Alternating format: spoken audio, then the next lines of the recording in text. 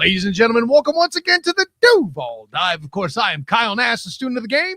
And I'm Travis Holmes with BigCatCountry.com. And we're doing this thing on the Believe Podcast Network. Travis, we got through inter-squad scrimmage. The starters, for all intents and purposes, are out of scope, so to speak. And as a quick note, same thing appears to be true for the Saints as well. I don't know that we got into that much on Wednesday's edition of the Duval Dive. But as we're recording this, we're not expecting a whole lot of starter action. As a matter of fact, we don't even necessarily know what'll happen until the game itself does. However, I know our approach, or at least my approach, is to tell all you Duval divers what it is I want to see on Saturday. Now, we may not get it. I may be left disappointed, Travis. We both may be left disappointed, Travis. But we both are likely to be disappointed. Let's start there. You taking it there? Okay, shoot. Sure. Okay, this got dark fast. Dude, I am here for the Duval Devout fan base to always keep it a buck, keep it 100. Sure. So if it's the preseason, joint practices take place, and then you're done with the starters for both teams. You can generally know that the Jacksonville Jaguars are going to play 13 to 15 players on the starting 53. So I say you're going to be disappointed. Okay. So you're going to be disappointed because you're not seeing starters. But Travis, let me remind you, this isn't the Duval swim. We don't stay on the surface. This is a Duval dive. We're looking into those roster battles that we talked about on Wednesday. That's it. Let's get into it, man. All right, bro. So let's start this bad boy off. I mean, one of the big matchups for me is the Saints wide receivers versus the Jacksonville DBs. Now, we know that the starters for the Saints, most starters aren't going to be playing. So, the quarterback, you're probably not going to see him. Chris Olave probably don't see, but I don't know if they're going to play Jordan Tyson. Like, there's a few guys in this matchup where I'm just like, I don't know. That's a questionable one. We'll see, because we don't have confirmation player by player who's not going to be available following the joint practices. So same thing with Travis Hunter and the Jacksonville Jaguars. Like, you got Jordan Lewis, who's unlikely to play. You got Travis Hunter, who's unlikely to play from my perspective. If he does, I'd welcome that, but also be shocked. Well, and he may play some receiver. You never know. That's it, because he's a backup. So how do you slice this? I don't know. That's a whole weird thing. Exactly. Yeah. So but at the end of the day, like the Jacksonville Jaguars, you're like 6 deep in your secondary, and the Saints do have some good receivers. Like, even when you're talking about guys like Trey Palmer as your backups, I'm looking forward to seeing the Jacksonville Jaguars dominate, since we've seen them be very, very good this offseason in that secondary. And because you have that depth that we were talking about, some of these guys whose names you actually recognize might legitimately get some serious snaps. Like, let me add to that. I will in fact be disappointed if I don't see a little something from Caleb Branshaw. He's one of the dudes I'm looking for in this game on Saturday. That's it. Caleb Branshaw, Jalen Husky for sure. Ray Lane for sure. There's the question. I don't expect to see Eric Murray, and I probably don't expect realistically to see Antonio Johnson. Yeah, I think that would be, and frankly, I think it'd be an error to have Eric Murray out there. He's done enough recovering from a neck injury in camp, and on all the other stuff. I wouldn't play him Saturday either. That's a great point. Jarian Jones? Jarian should get some time. I agree. That's a big one, especially after what we saw. After what we saw in the playoffs, I that's another challenge for Jarian, just to kind of check that box. So hopefully he shows up. Hopefully he has a great day after in the playoffs. Do you mean in the playoffs like last year? Or you mean in the practice? Oh, I mean in the playoffs like last year. Okay, I'm double checking. I'm still wanting Jarian to continue being the dog that we've seen, the dog that I talked to on the practice field, the dog that we see on his YouTube videos. Okay. I would love to see that man get paid, but for him to get paid, I would love to see us collab with Jarian Jones, but that's a separate topic. That's a whole thing. I ain't trying to cause problems. My bad. Anyway, I'm here for it though. And then the other one on the other side of the ball, you got the Saints wide receiver. You got the Saints secondary versus the Jacksonville wide receiver core. Now, obviously, these are just the receivers that exist for Jacksonville. You don't expect Parker Washington to play. You don't expect BTJ to play. Right. I guess Jacoby Myers wouldn't play. but I don't know. Like you even said earlier, like whether or not Travis Hunter plays at receiver, and I'm like, that's a great question. Yeah. Like I don't know. I don't know how this goes.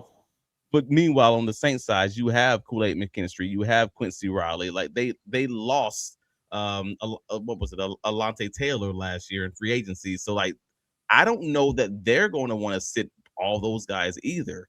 That's the other piece where it's like, all right, I think there should be some dominant challenges going on, especially following the dominant challenges from the joint practices. So in my head, I'm like, all right, cool.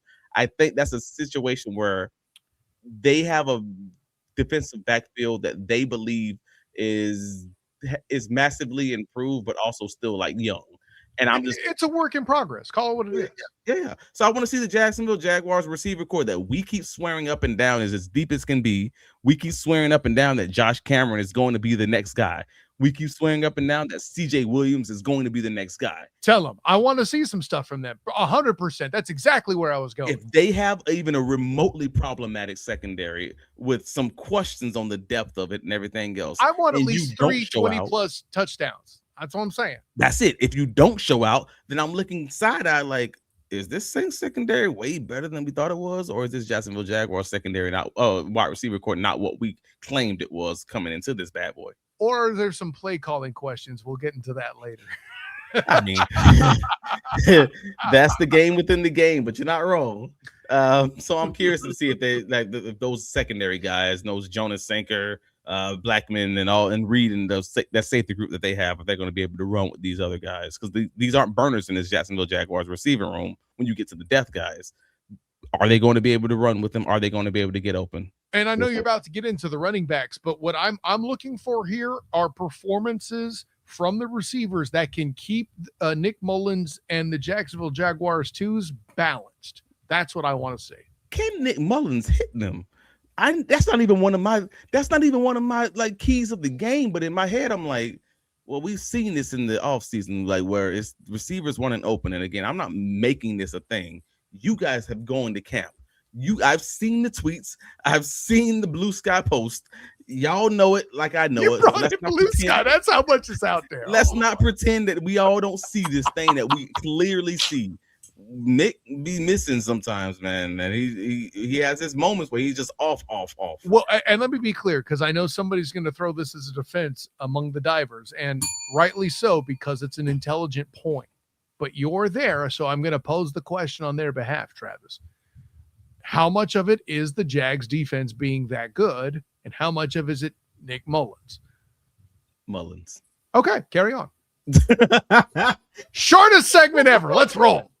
I would be willing to say the Jaguars defense, they're not slouches and they are actually good, and they have been challenging these receivers. You miss Mac Jones is what I hear you say. But sometimes I'm just looking at this like, bro, this is NFL open. This guy's NFL open. The reason that this pass breakup happens is because this ball's late. You were late in your progression. Your accuracy was off on the pass, etc. And now Gus Bradley's son is our only saving grace after that. That's all I'm saying. Hey man, Jordan, the Lugo Jinjak, he loves Carter Bradley though. He thinks I'm not dissing Carter Bradley. I just want to make the Gus Bradley joke, man. I'm preaching to the devout on that one. Yeah, man. So the next big one for me is not even talking about Alvin Kamara, because I don't expect him to play. But this is a weird situation where you have that Kellen Moore offense and you have Travis Etienne in his first year in this new offense, but also listed as a co-starter. As an as far as their backfield is concerned. So in my head, I'm like, well, the Jacksonville Jaguars, you lose Devin Lloyd this offseason. You still have questions on how your linebackers are going to do as far as their ability to kind of limit these running backs out of the backfield and limit these tight ends and pass coverage. Are we going to have any opportunities to see Ventrell? Maybe. Are you going to have any opportunities to see Branson Combs? I don't know. Maybe, because they are listed as or starters, and most of the starters aren't playing. Will they play?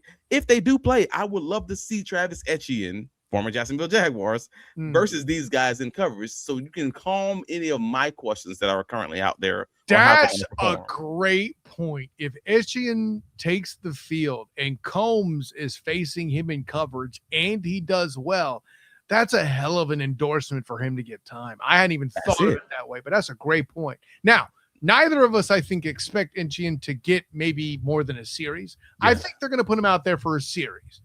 But Combs, I don't think has done enough to secure the job to call him a starter yet. Has Ventrell done that? I think by default he kind of has. I don't think so, though. That's the part that sucks. Is in my head. I don't think he's done enough. I don't either. I don't even think Bayshaw Tootin's done enough, frankly, to not play in the game. But I don't think he is. I think the physics are different with running backs because depending on the O-line. No, not even that. I mean, yes, but running back as a position is inherently injury prone and deals with depreciation of the body. You're an accountant. You know what a depreciation is, So we're trying to minimize carries as empty calories, right? So there you go. But anyway.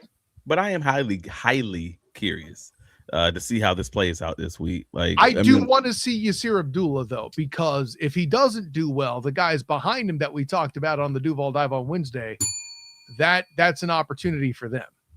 I mean, I hear you, but also he talks about Bayshaw Tootin and then puts the damn ball hat on. Don't act like we didn't notice that, champion. The New Orleans Saints are a little banged up in the trenches as of late also. So I don't think they're going to have a significant amount of success running the ball, no matter who's the running back that's back there.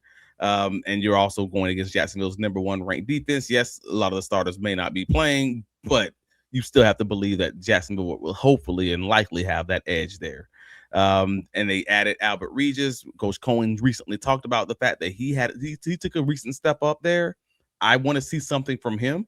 Flashes, and again, flashes for a nose tackle is not going to look the same generally as flashes from 3 technique. You're not looking generally at pressures. That you're looking closely at the run game and seeing this dude plug in the middle and being like, that was Regis. Even if you don't know that he made the play, he made that linebacker come in scot-free to make the tackle. That's a great day for him. That's a great play for him. If that makes sense. I think that's a good point. And a film watcher like you are, what I would imagine would happen is if the Saints defense struggles, you're going to look at who's in position up front to get level 1 accounted for. And if that's Albert Regis dominating, that's a big deal. Because currently he's ahead on the depth chart of Rukaroro, which we cited on Wednesday. So I think you mentioned Regis. I think he's a great one. I'm looking for a Roro. I want to see what he can do. Yeah. I mean, that's going to be his route to jumping Matt Dickerson for sure. He has to be able or to Regis for that matter, right? I mean, well, different positions. So that's the reason I say mainly. I see what you're looking at the depth chart because they're looking at him more as that 3 technique. Fair. So I'm like, all right, cool. If you did the 3 technique behind Arik Armstead, then that's your way of jumping Matt Dickerson on the depth chart. Because again, we talked about it on Wednesday's Duval Dive. Dickerson did play 40% of the snaps, 39% of the snaps for the Jaguars last year, and he does have experience in the system.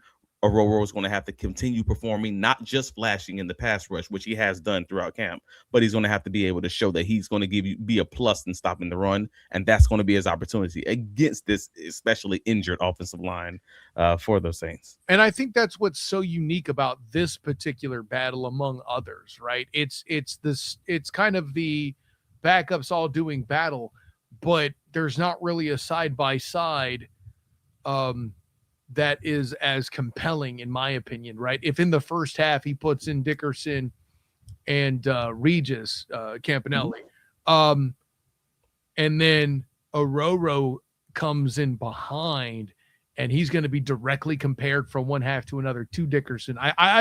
This battle's intense, dude, and I love it. Speaking of intense, it's been intense for the damn Jaguars all training camp. I mean, we know what this is. The injured offensive line is a mess to have to kind of finagle through and figure out.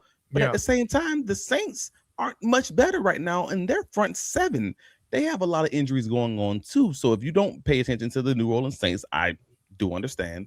That does make sense. But both of their starting edges are dealing with injuries there. So you're already looking at, all right, that's going to be some limitations between the joint practices and the fact that that also means you're going to have a lot more reps from the guys behind. No different than Coach Coen talked about with the Jaguars offensive situation. You didn't have your second stringers ended up being guys who would normally be third stringers. Your third stringers end up guys who would normally not even be on a roster.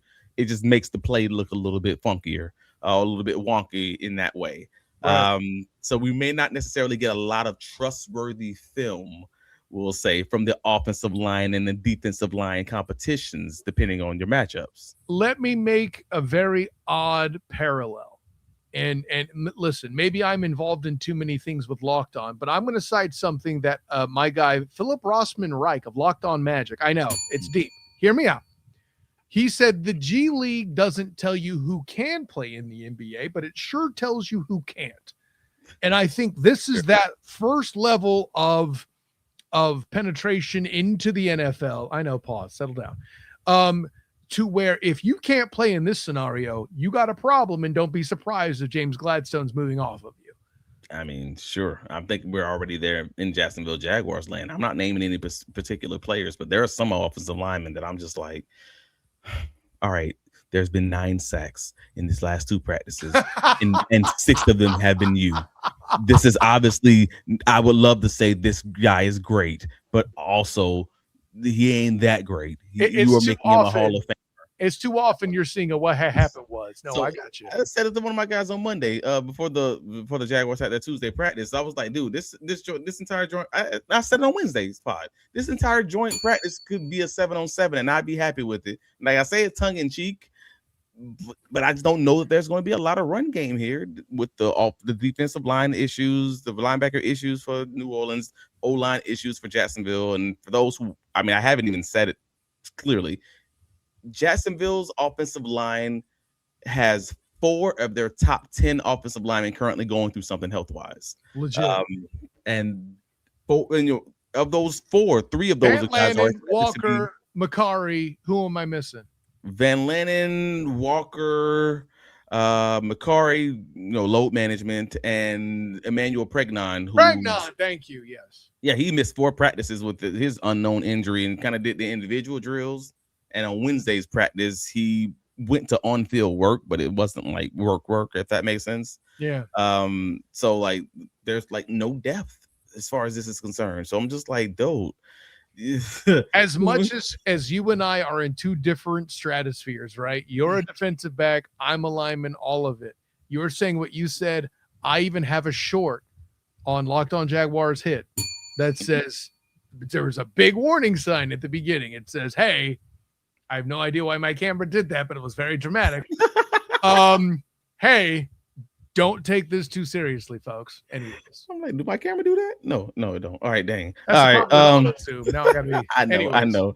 And you still have, even in Wednesday's walkthrough, you had Walker Little, who was still absent, and obviously, CVL on the PUP working off to the side with Pat Macari. So like, you have guys who would or are going to be playing backup quality players who may be practice squad, may not even be active, may not even be practice squad level players. And run, hey, Nick Mullins, run! Bro, this is. There may not be a lot of big takeaways from that, and that's just just what it's gonna have to be, bro. Yeah. What's it gonna be? There we go. But maybe we can get to the Saints side, because at least this should be some good work potentially there. So again, depending on how they play, I don't know what offensive linemen, because Banks and Fuaga, those 2 rookie tackles for the Saints in this last 2 draft class, a lot of Jaguar fans love those guys because they wanted the Jaguars to draft them. Mm-hmm. But will they play? Maybe not. I don't know. And then you already know Hines-Allen, Trevor probably won't play. I was looking forward to it when we prepared this to be, BJ Green, Durfee, Gardeck. Woo! We're gonna find out how this rotation for the Jaguars has been looking. Everything's gonna be great.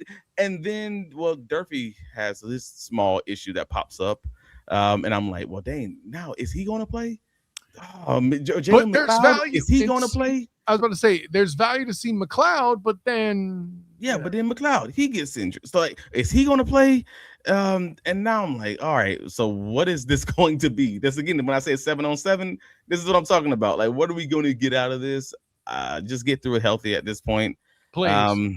Because this is the walking wounded right now. Because you're not getting through healthy so far. Get through this part healthy, at least healthy-ish. I don't even know where. Anyways, I don't know where we're going. Right so it's going to be hard to grade any huge sack numbers you've seen in practice, just like it's going to be hard to grade any sack numbers or any sacks and pressures you get from the game. So when I say this hat, run the dang ball. That's what I'm talking about. Okay, is run the ball, run the clock, get out of there healthy. Maybe get some production from the secondary versus the wide receiver situation on both sides of the ball. Establish your play action. Nate Broikacher, Tanner Koziel. I'm looking forward to seeing you guys get 1,000,000,000% there. Maybe run the passing game through these guys and kind of just get out of there. I'm all about seeing butt kicker. I'm all about seeing the tight end that's 6'7". I'm all about the tight end working this one. That's it. But we are in agreement though. So at the end of the day, and if you're looking at that, then you're looking at the guy who's be calling the plays. Liam, nope. Grant Udinski. Liam no win. Yeah, Liam is going to be handling the challenge flag this week and focusing on the defense and all the normal head coaching responsibilities for a coach that's not calling plays, because he is not. Grant Udinski is primarily handling the play calling sheet this week. So that's the last thing I kind of want to see is, let's start with a real low bar. And I'm not trying to be demeaning. I'm just saying, hey, can he do it better than Press Taylor? Just say it. Can he do it better than Grant Udinski last year? Fair. He did call the Miami Dolphins preseason game last season, and the Jaguars scored 6 points with backups, of course. But I would like to see growth from him while having a limited playbook, while also having a very limited roster, as we just talked about. Can you give the Jacksonville Jaguars, I don't know, let's double that. My bar, 12 points. Can you beat 12 points? I think that's a reasonable floor, because I don't care if they win. I just want them to be healthy, and I just wanted to see some semblance of, all right, this made sense. These plays made sense. I see what he was trying to do there. He was trying to attack this defense while also not trying to show too much in the playbook. I get it. I just wanted to make sure it don't look crazy out here. And again, if he does establish the play action game, if he does try to at least get the tight ends involved, hopefully they catch it, but try to get them involved. Yeah. I think I'll be happy with them. And if he does run the damn ball, I think I'll be happy. Because fans in Duval got a little PTSD from those Doug Peterson years. Anytime anybody else wants to call plays for a head coach. So I would love to know that this guy PTSD from the damn Bills game and not running the ball enough. Why we got to bring up WP? Also, that's a good point. That's a great point too. Just run the ball. Just show me that we've learned from that. You didn't go against the consensus board to not run the damn ball now. Fair. Let me see some of them 13 personnel. Well, there you go. That's it. Well, Quentin Morris is hurt too. Dang, Hunter Long, come on down, bro. You know what it is. What if he wants the roster spot right? Quentin Morris is a little banged up. Let's find out. Let's see what you got. There's your chance. One might say that it's his opportunity to take advantage of a Hunter Long shot. Hey, it's better than 6'7", right? Everything is better than 6'7". But hey, we have sons. We can't say ish like that. My son stopped saying that like a month ago, but I think he's good. My son is ahead of the curve, bro. Hey, speak for yourself. My dude's all about that life. See, I mentioned that, and then it zooms out. I don't know what's going on with my camera, folks. Man, I'm sorry. We just need a healthy day, man. Just less injuries.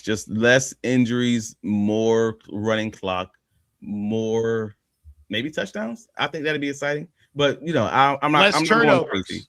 Less turnovers.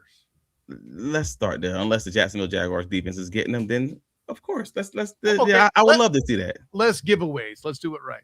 All right, but for me to and I don't know how I didn't mention Jabbar Muhammad and Christian Broswell in that DB core. Lord, that's that competition that's going on. I should have said something, and that just hit me. I'm like, dang, I didn't mention those guys either. Yeah, that's a big one for me. Again, we're talking Trey Palmer, we're talking Jarian Jones, but also, I want to see something happen from those guys because the Jaguars have any injuries in that secondary. I want to see kick returns from Cameron too, just in case they don't use Parker. Oh, and any punt returns from Josh Cameron? Yeah. That'd be fun. That'd be fun. All right, that'd be cool too. I had to throw special teams. More Josh Cameron punt returns, maybe less Austin Trammell. Like we can see. Well, we saw Austin Tremble last year. We know what he can do. We know what he can do. But I want to see the young bucks. I want to see what they got, man. Me too. And that's the whole purpose of preseason games, in my opinion. So I'll do with all that. And the whole purpose of what we do here is so you can keep following us and do the thing. We're going to be there to give you our analysis after the game on Saturday. But in the meantime, champion, tell the world where you can be found. Oh, of course, bigcatcountry.com. Please support local journalism at all times. And read the articles. We share the articles because, again, local journalists, they put in some significant work for you guys in this Duval fan base and give you real takes from what they're seeing and hearing on the ground. Whereas the national media guys are just regurgitating everything that they're seeing, or not even what they're seeing, just what they've read from what we're already writing. So from what they're getting from the local dudes and misinterpreting and then rerouting into clickbait like they're Emmanuel Acho or Richard Sherman. I mean, what? You got it. That's the gist of it. That's basically it. So why not just get it directly from the source? Your grade A farm fed. Farm fresh. That's right. Farm fresh. Duval coverage, man. So that's what it is. BigCatCountry.com. Click the like button, the Duval dive here, so that way you subscribe so you don't miss any of the notifications when we have our lives post game and when we have our shorts out there. Click the like button, help us out there because this thing's only growing because you guys continue talking to us and we talk right back to you. So continue talking to us and we appreciate you dropping in with us, man. But yeah, Travis C. Holmes on all the socials and BigCatCountry.com. And let them know where you can be found, bro. Talking with you, not at you. Kyle Nash, the student of the game. Find me on Twitter, Instagram, Threads, and Blue Sky at the SOTG. Find me on Facebook as a student of the game. Check out my additional work with the Jacksonville Jaguars on Locked On Jaguars Hit, giving your hit of your team every day, multiple times a day, Monday through Friday. So make sure you get all of that. I'll definitely have something for you Monday from the preseason game reactions as well. Some stuff maybe that Travis and I didn't hit that I thought of later. You never know. Of course, my work covering Locked On UCF, their football season rapidly approaching, people overreacting to fall practice for college football, such that it is always a fun time. And I'm excited for Alonzo Barnett. What can I say? And of course, my work covering the Orlando Storm and the UFL with the Storm Surge podcast. My guy BP, the spring football sicko, in the building, responding to Mike Rapoli talking a little schmack with Birmingham and opening the door perhaps for the Birmingham Stallions not necessarily being permanently relocated. So that's a whole thing. But wow, Saturday football preseason on the way, actual alleged football, albeit preseason, actual NFL, because hey, I like UFL too. That's my thing, but actual Jaguars football in a speak, I don't know. It's something for us to evaluate. It's something for us to chew on as September rapidly approaches. So for my personal champion, Travis D. Holmes, for all you in the comments, you divers doing the thing, our members, making sure that you hit the like button so LaQuint Allen doesn't jump in and mess up your bedroom. Until next time, everyone, class dismissed.